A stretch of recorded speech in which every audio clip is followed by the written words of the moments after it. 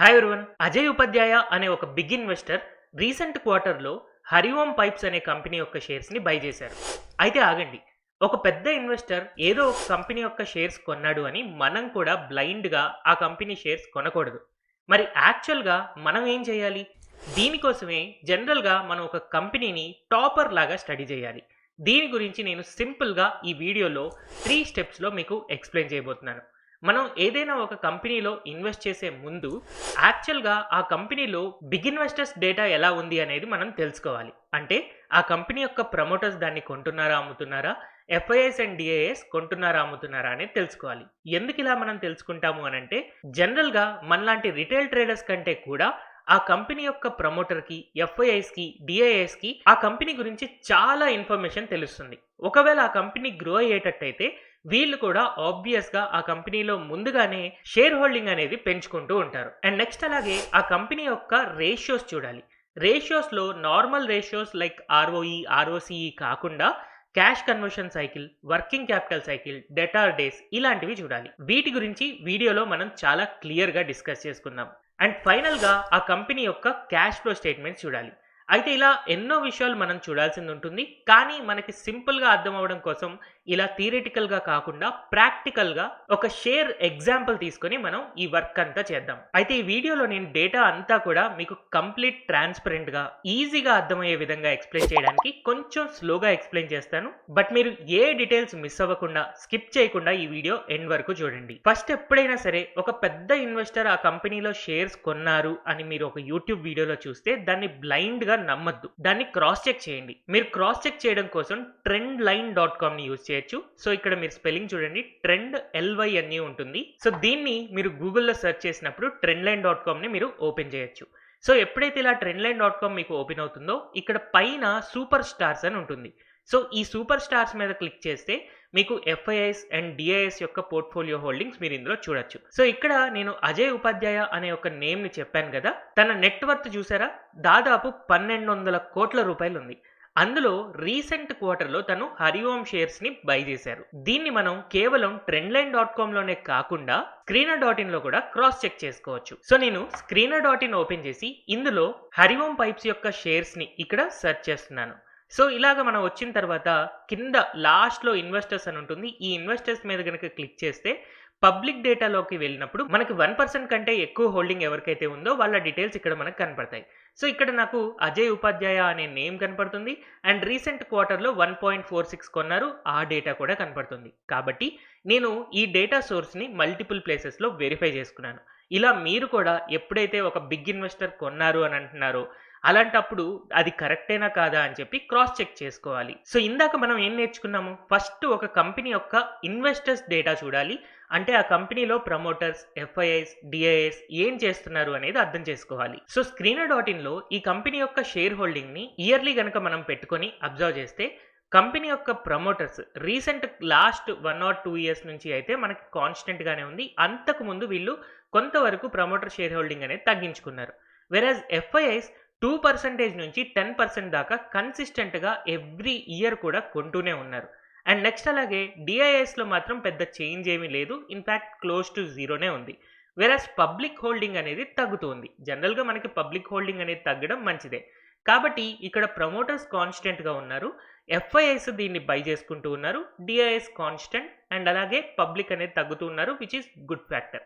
So ఈ 4 factors చూసుకున్నప్పుడు investor data wise big investors ఈ కంపెనీ యొక్క షేర్స్ని కొనడానికే ఇంట్రెస్ట్ చూపిస్తున్నారు అనేది మనకు అర్థమవుతుంది. కాబట్టి ఇందులో మనకి తెలియని ఏదో ఒక సీక్రెట్ థింగ్ అయితే ఉండుండొచ్చు. అయితే ఇది కేవలం పాసిబిలిటీ మాత్రమే, ఎలాంటి కన్ఫర్మేషన్ కాదు. నెక్స్ట్ మనకి వన్స్ ఇలా ఇన్వెస్టర్స్ డేటా చూసిన తర్వాత ఆ కంపెనీ యొక్క రేషియోస్ని చూడాలి.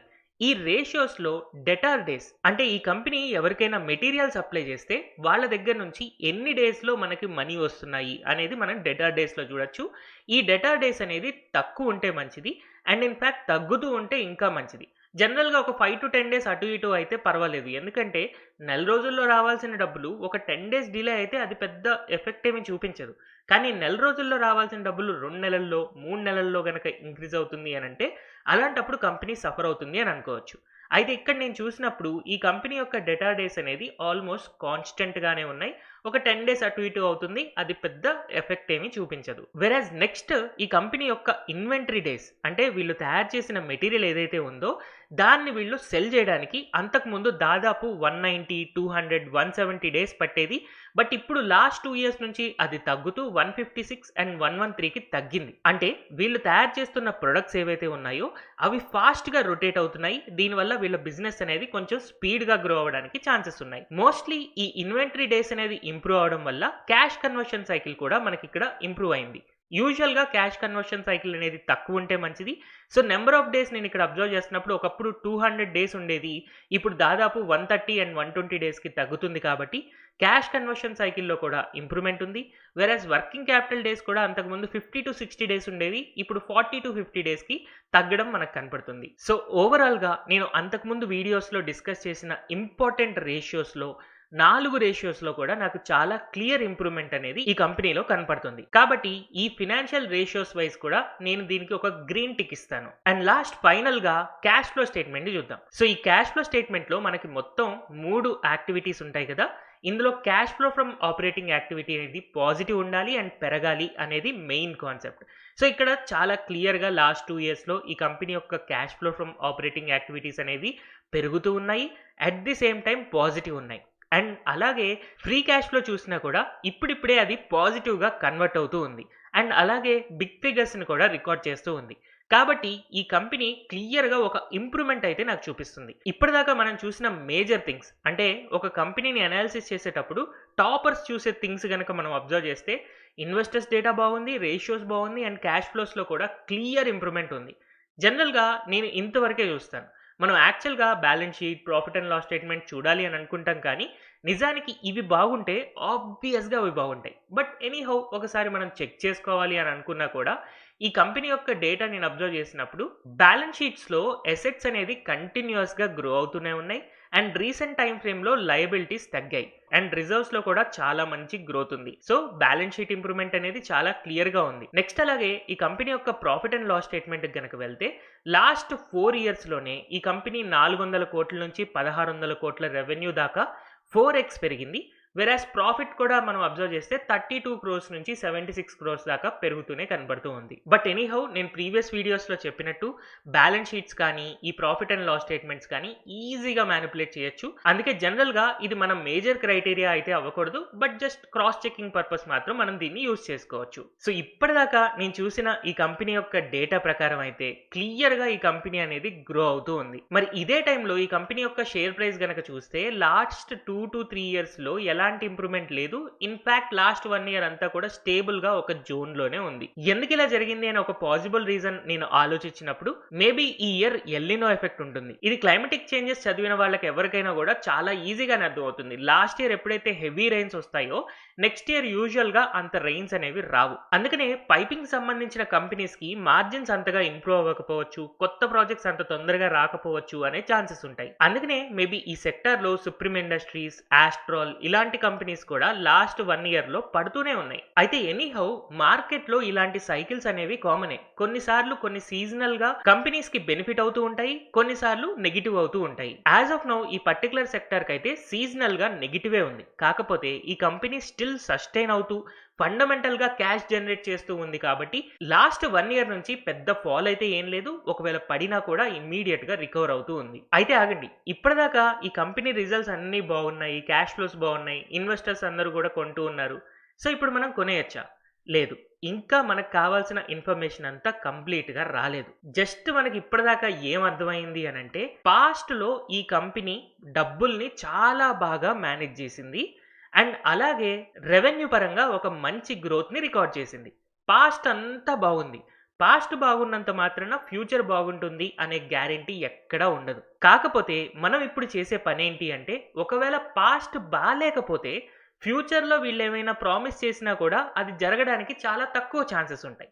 అందుకని పాస్ట్ బాగున్న కంపెనీస్ని మనం ఫస్ట్ ఫైండ్ అవుట్ చేసి వాటి యొక్క ఫ్యూచర్ స్టడీని మనం చేసుకోవాలి.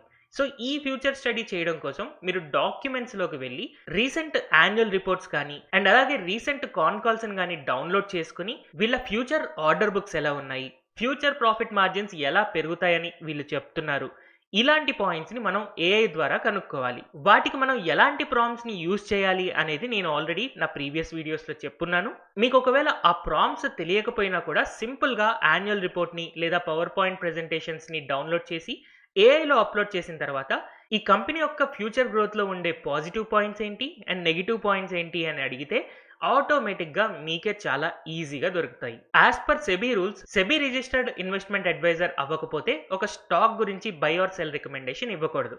అందుకని నేను ఈ స్టాక్లో ఫర్దర్గా ఏదైతే అనాలిసిస్ చేసి మీరు ఒపీనియన్ క్రియేట్ చేసుకోగలుగుతారో అది ఎలా చేసుకోవాలి అనేది ఎడ్యుకేషనల్ పర్పస్ మాత్రమే టీచ్ చేశాను. వన్స్ మీకు ఫ్యూచర్ స్టోరీ చదివిన తర్వాత మీకు అట్రాక్టివ్గా అనిపించింది అని అంటే అలాంటప్పుడు ఈ కంపెనీని బై చేసుకోవాలా లేదా అనే డెసిషన్ మీరు తీసుకోగలుగుతారు. అయితే ఈ వీడియోలో నేను మీకు చూపించింది ఒక ప్రాసెస్ కదా, ఈ ప్రాసెస్లో ఉన్న పాజిటివ్సే ఇప్పటిదాకా మీకు కనిపించాయి, వెరాజ్ నెగిటివ్స్ కూడా నేను చూపించాలి అని అనుకుంటున్నాను. సో దానికోసం నేను trendline.comలో ఈ అజయ్ ఉపాధ్యాయ గారి పోర్ట్ఫోలియో ఓపెన్ చేస్తున్నాను. ఈ పోర్ట్ఫోలియోలో తను రీసెంట్ క్వార్టర్లో అయితే మనకి హరిఓం పైప్స్ని బై చేశారు, కానీ దాదాపుగా ఒక 4 to 5 క్వార్టర్స్ బ్యాకే ఈ తిరుమలై కెమికల్స్ అండ్ అలాగే ఈ మమతా మెషినరీ అన్న షేర్స్లో క్లియర్ అక్యుములేషన్ అయితే మనకు కనపడుతూ ఉంది. సో నేను ఒకసారి screener.inలో ఈ తిరుమలై కెమికల్స్ యొక్క షేర్ ప్రైస్ ని ఓపెన్ చేస్తున్నాను. ఈ షేర్స్ ని తను 2025 నుంచి అక్యుములేట్ చేసుకుంటున్నారు. ఫస్ట్ తను బై చేయడం స్టార్ట్ చేసినప్పుడు 300 రూపీస్ ఉండేది, వెరాజ్ ఇప్పుడు కేవలం 170 రూపీస్ దగ్గరే ట్రేడ్ అవుతూ ఉంది. సో ఇక్కడ నేను చెప్పాలనుకునేది ఏంటి అంటే, ఒక పెద్ద ఇన్వెస్టర్ కొన్నారు అని ఒక షేర్ ఖచ్చితంగా పెరగాల్సిన అవసరం లేదు. కాకపోతే మనం ఒక పెద్ద ఇన్వెస్టర్ కొన్న తర్వాత మనం ఇంకొంచెం బెటర్ క్రైటీరియాని యూజ్ చేసామన్నమాట. సో ఆ క్రైటీరియా మీరు ఆల్రెడీ చూశారు కదా, ఇన్వెస్టర్స్ డేటాకి వెళ్ళారు, ఇన్వెస్టర్స్ కొంటున్నారా అమ్ముతున్నారా చూశారు.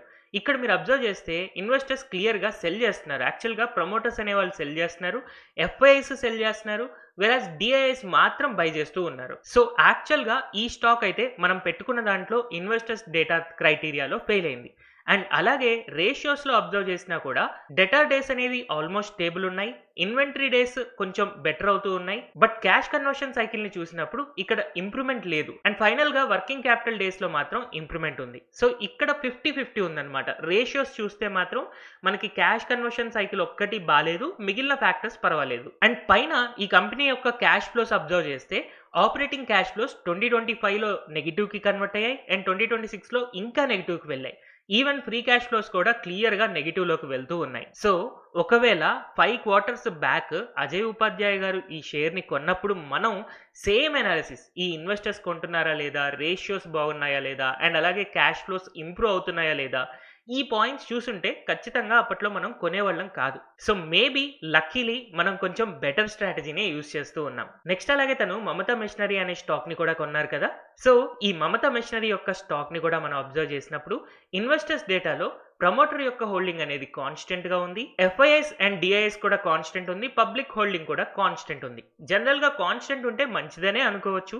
నెక్స్ట్ మనం రేషియోస్ ని కనుక అబ్జర్వ్ చేస్తే యాక్చువల్ గా ఈ కంపెనీ యొక్క డెటార్ డేస్ ఏవైతే ఉన్నాయో అవి ఇంప్రూవ్మెంట్ లేవు, చాలా క్లియర్గా పడిపోతూ ఉన్నాయి. ఇన్వెంటరీ డేస్ కొంతవరకు బెటర్ అవుతుంది, వెరస్ cash conversion cycle almost same ఉంది అండ్ వర్కింగ్ క్యాపిటల్ డేస్ పెరుగుతూ ఉన్నాయి. సో యాక్చువల్గా ఈ రేషియోస్ వైజ్ అయితే ఇది 50-50 ఆర్ కొంచెం ఇంప్రూవ్మెంట్ లేకుండా క్యాష్ వీళ్ళ బిజినెస్ లో నుంచి బయటికి వెళ్ళిపోతున్నట్టుగానే కనపడుతూ ఉంది. నెక్స్ట్ ఆపరేటింగ్ క్యాష్ ఫ్లోస్ లో లాస్ట్ ఇయర్ ఒక ఇంప్రూవ్మెంట్ కనిపించినా కూడా ఈ ఇయర్ మాత్రం వాళ్ళ క్యాష్ సంపాదించడం అనేది చాలా తగ్గిపోయింది.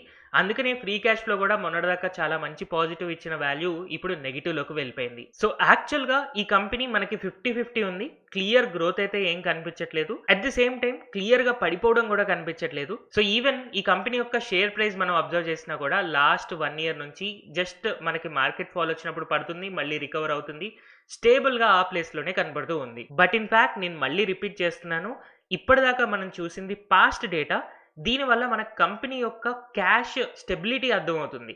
వెరాస్ ఫ్యూచర్ గురించి అర్థం అవడం కోసం మనం ఖచ్చితంగా ఆ కంపెనీ యొక్క బిజినెస్ ఏంటో చూడాలి, ఆ బిజినెస్ అవుట్లుక్ ఏంటి, ఫ్యూచర్ ఎలా ఉండబోతుంది అనేది స్టడీ చేయాలి. సో ఈ వీడియోలో నేను ఆల్రెడీ ఎక్స్ప్లెయిన్ చేసినట్టు మీరు యాన్యువల్ రిపోర్ట్స్ని, కాన్ కాల్స్ని డౌన్లోడ్ చేసి ఏఐలో మీరు క్వశ్చన్స్ అడగడం ద్వారా ఈజీగానే మీరు ఆ కంపెనీ యొక్క ఫ్యూచర్ గ్రోత్ని అనాలిసిస్ చేసుకోగలుగుతారు. బట్ స్టాక్ మార్కెట్లో ఉన్న ఎలాంటి కంపెనీస్ అయినా డీప్గా అనాలిసిస్ చేసి దాంట్లో ఉన్న పాజిటివ్స్ అండ్ నెగిటివ్స్ అండ్ అలాగే ఆ కంపెనీ ఫ్యూచర్లో గ్రో అవ్వడానికి ప్లస్ అండ్ మైనస్లు ఏముంటాయి అనేది మీరు తెలుసుకోవాలి అని అనుకుంటే తెలుగు స్టాక్ ఛానల్ యాప్లో మీకు the multi bagger formula formula అని ఒక కోర్స్ ఉంటుంది. ఇందులో నేను స్టాక్ మార్కెట్ బేసిక్స్ నుంచి ఏఐని యూస్ చేస్తూ కంప్లీట్ ఫండమెంటల్ అనాలిసిస్ ఎలా చేయాలి అనేది క్లియర్ గా 40 అవర్స్ ఆఫ్ కంటెంట్ లో ఎక్స్ప్లెయిన్ చేశాను. ఈ కోర్స్ లో మీరు జాయిన్ అయినా అవ్వకపోయినా కింద కమెంట్ సెక్షన్ లో ఉన్న లింక్ ఓపెన్ చేస్తే మీకు ఒక ఫ్రీ వెబినార్ ఉంటుంది. దాదాపు 1 అవర్ 20 మినిట్స్ ఉంది. ఈ ఫ్రీ వెబినార్ అయితే మీరు చూడండి. అది చూడడం వల్ల మీకు అడ్వాంటేజ్ ఏంటి అంటే ఈ వీడియోలో 2 to 3 టైమ్స్ నేను ఈ కంపెనీ యొక్క యాన్యువల్ రిపోర్ట్స్, కాన్ కాల్స్ స్టడీ చేయాలి, లేకపోతే ఏఐని కొన్ని క్వశ్చన్స్ అడగాలి అని చెప్తున్నాను కదా, ఆ క్వశ్చన్స్ ఏంటి, ఎలా స్టడీ చేయాలి, ఏఐ ప్లాట్ఫామ్స్ ఎలా యూజ్ చేయాలి అనేది మీకు కంప్లీట్ డేటా ఈ ఫ్రీ వెబినార్ లో ఉంటుంది. సో ఎనీహౌ ఈ వీడియో నుంచి బిగ్ ఇన్వెస్టర్స్ కొనే షేర్స్ ని మనం trendline.com లో ఎలా చూడాలి అండ్ ఒకసారి మనం వాటిని చూసిన తర్వాత వాళ్ళు కొంటున్నారు అని తెలిసిన తర్వాత screener.in ఓపెన్ చేసి ఆ కంపెనీ యొక్క ఇన్వెస్టర్స్ డేటాని, రేషియోస్ని, క్యాష్ ఫ్లోస్ని ఎలా స్టడీ చేయాలి, దాని నుంచి మంచి కంపెనీస్ని ఎలా పిక్ చేసుకోవాలి అనేది మీకు అర్థమైంది అని అనుకుంటున్నాను. ఈ వీడియోలో కనుక మీకు ఏమైనా డౌట్స్ ఉన్నాయి అని అంటే కింద కమెంట్ సెక్షన్లో అడగచ్చు. అండ్ అలాగే ఈ వీడియో మీకు నచ్చింది అని అనుకుంటే don't forget to like, share and subscribe to Telugu stock channel. Thank you everyone for watching this video.